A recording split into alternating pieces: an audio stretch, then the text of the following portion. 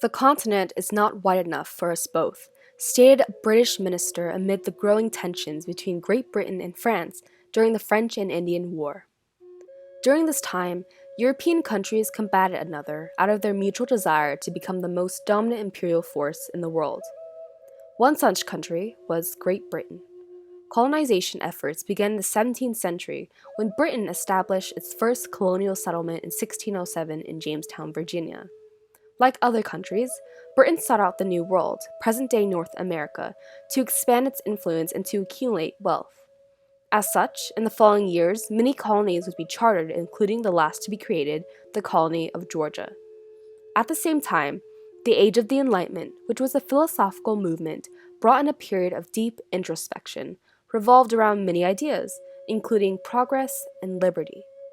Additionally, the idea of inherent goodness, or lack thereof, was a topic hotly debated by philosophers widely. One thinker who believed in the innate goodness of people was James Edward Oglethorpe.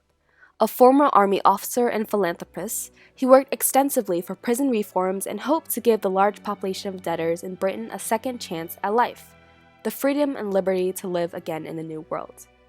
Many of those who were in debt or committed minor crimes were imprisoned, overcrowding British cells.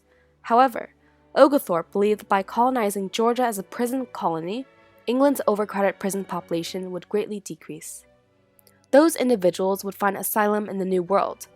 As such, James Oglethorpe led the proposal for the Charter of Georgia, asserting to King George II that, in America, there were fertile lands sufficient to subsist all the poor in England and distressed Protestants in Europe. However, King George II would be funding the trip to the New World, and hoped that Georgia would be an economically profitable colony and additionally serving as a buffer between Spanish Floridians and British Carolinians. As a result, in November of 1732, James Oglethorpe brought with him 116 skilled men and women, ranging from carpenters, tile makers to artisans and other individuals of trade. Not prisoners nor those in debt as he originally intended. After months at sea, they reached the New World. The settlers rested at Royal Port, South Carolina, while James Oglethorpe and the Carolina militia and a few other colonists searched for a habitable place to settle. They traveled 12 miles from the mouth of the Savannah River to a place known as Yamacraw Bluff, and soon set up tents to prepare for the night. Within an hour of their arrival to the site, the group was greeted by Yamacraw Chief Tomochichi, along with a group of other Yamacraw Indians who came from the neighboring village. Accompanying them were South Carolinian colonists John Musgrove and his wife Mary Musgrove, who was of mixed native and European descent. They operated the nearby trading post. Oglethorpe invited them all to his tent, and with the Musgroves serving as their interpreters, the two parties welcomed each other. The natives exchanged pleasantries with the colonists, and the Yamacraw delegation welcomed their arrival, carrying with them venison, milk, honey, and other Indian refreshments. This would mark the beginning of a long-lasting alliance between the two groups. Chief Tomochichi and the Yamacraw Indians were originally part of the Creek Indian tribe. However, with the influx of European settlers, there was disagreement among the tribe on how to handle the sudden change, with many natives reluctant to form a trading relationship with either British or Spanish colonists. Tomochichi did not agree with the alliances established by the Creek tribe and left to form his own, the Yamacraw tribe, and they relocated to the Bluff due to its proximity to the British trading post and access to resources. That day, with the help of John and Mary Musgrove, Oglethorpe was able to successfully obtain Yamacraw Bluff from the Indians. They negotiated with Tomochichi, who would then relocate his village further upstream the Savannah River, while Oglethorpe and his men would occupy the Bluff. Oglethorpe returned to South Carolina in February of 1737 to bring back to Savannah the rest of the colonists. They began to clear trees and pave roads.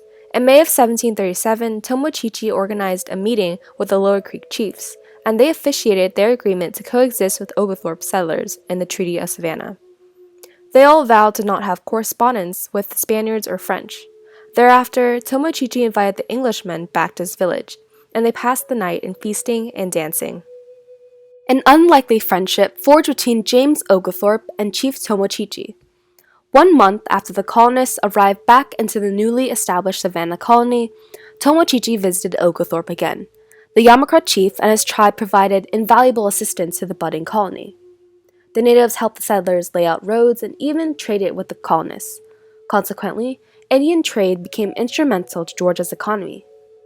As their diplomatic connection further grew, just 1 year after Oglethorpe's arrival to Savannah, he invited Tomochichi, his family, and the Lower Creek tribe delegates to accompany him on his trip back to England.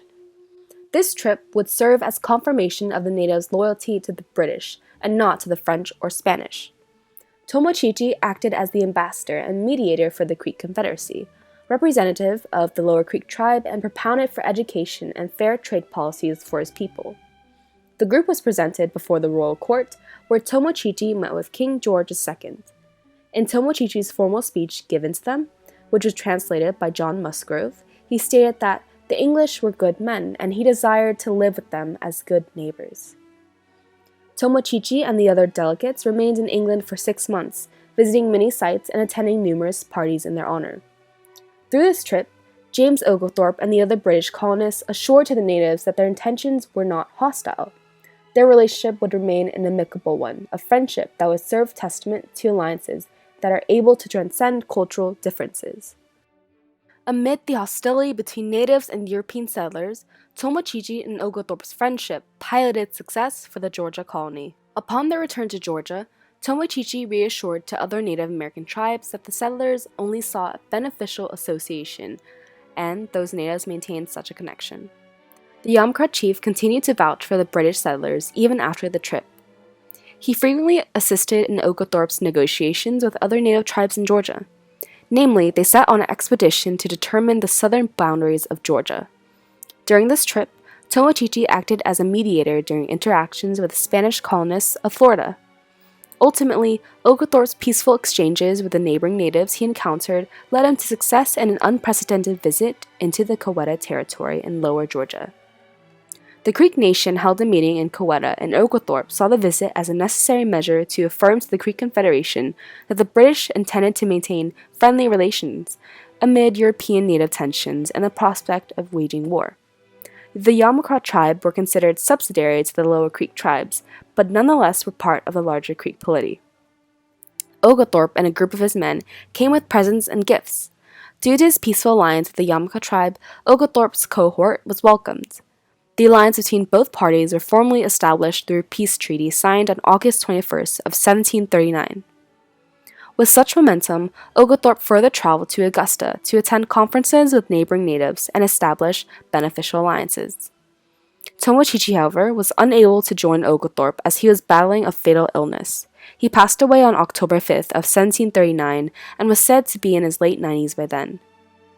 Although the colony of Georgia did not end up being a home to a multitude of debtors, it was a haven for many persecuted Lutherans, Quakers, and Puritans. James Oglethorpe saw slavery as immoral and conflicting with British law, and banned it along with rum. However, many colonists began to see how economically flourishing other colonies were with those components. As such, Georgia slowly became a colony of plantations and slavery.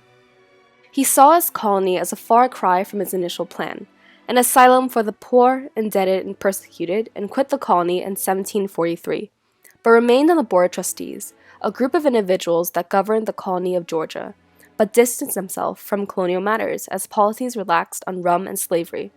In the end, although Oglethorpe would give up on the colony, the first attempt to colonize Georgia was actually a success. Tomochichi and Oglethorpe set an example of a friendship that was able to transcend previous vindication and hostility. According to Georgia legislator Alan Candler, General Oglethorpe always esteemed Tomochichi a friend of the colony, and therefore showed him particular marks of his esteem when living. James Oglethorpe and Tomochichi both overcame each other's language and cultural barriers to establish a deep connection in which they greatly admired the other for the very differences that divided them. Their diplomacy proved instrumental in the success of the young Georgia colony, and the two sustained a friendship regardless of the tension and past history between native tribes and European settlers. In overcoming such barriers, they achieved what many saw an impossible feat, and promoted the growth of each other's worlds.